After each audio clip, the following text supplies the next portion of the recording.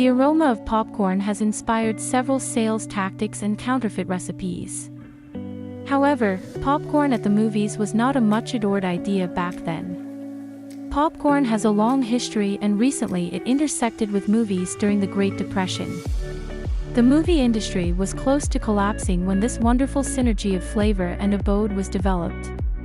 For generations, popcorn has been a prevalent street snack both in the United States and Europe. Popcorn was already a prominent snack food in the mid-19th century, and it was marketed at exhibitions, festivals, and on the roadways.